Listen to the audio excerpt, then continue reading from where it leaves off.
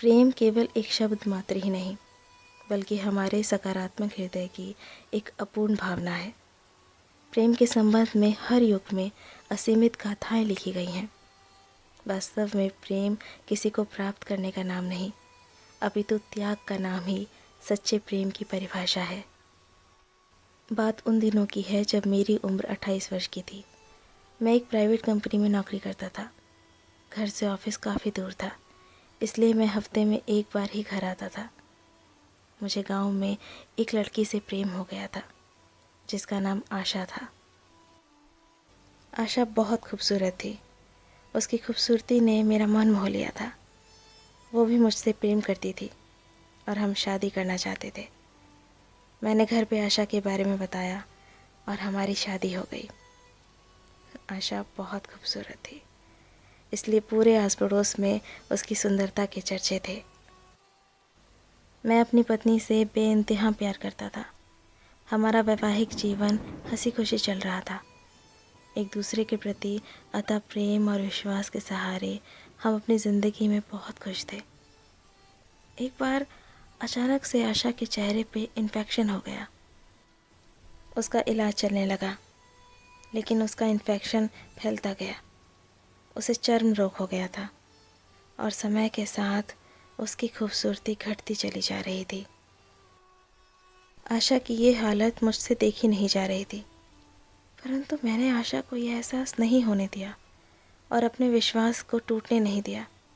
और पहले की ही भांति मैं अपने काम पर जाता और हफ्ते बाद वापस आता। एक बार जब मैं शहर से वापस आ रहा था, तो मेरा रास्ते में एक्सीडेंट हो गया।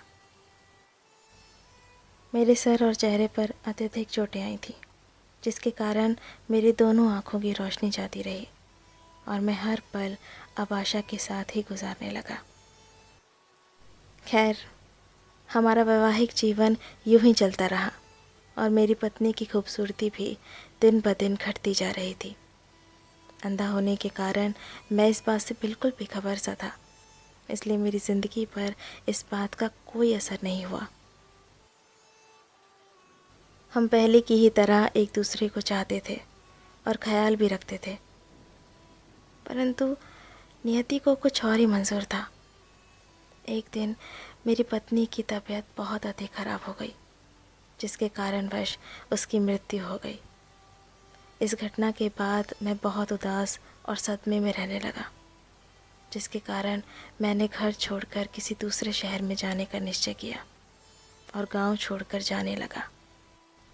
जाते हुए रास्ते में एक व्यक्ति ने पीछे से आवाज़ दी और कहने लगा, अकेले कैसे जाओगे? अभी तक तो आपकी पत्नी आपका साथ देती रही, आपका ख्याल रखती रही और आपकी आंखें बनकर आपका मार्गदर्शन करती रही। ये सुनकर मैंने उस व्यक्ति को जवाब दिया, मैं अंधा नहीं हूँ, लेकिन ऐसे जीवन व्यतीत कर रहा था जैसे मैं अंधा हूँ, क्योंकि अगर उसे ये पता होता कि मैं उसकी बदसूरती देख सकता हूँ, तो यह एहसास उसे उसकी बीमारी से अधिक तकलीफ़ देता। इसलिए मैंने अंधे होने का नाटक किया। वो बहुत अच्छी पत्नी थी, मैं बस उसे खुश देखना चाहता था। आगे होते हुए भी मैंने जीवन के किसी रंग को महसूस नहीं किया और संपूर्ण जीवन उसके असीम प्रेम पर समर्पित कर दिया।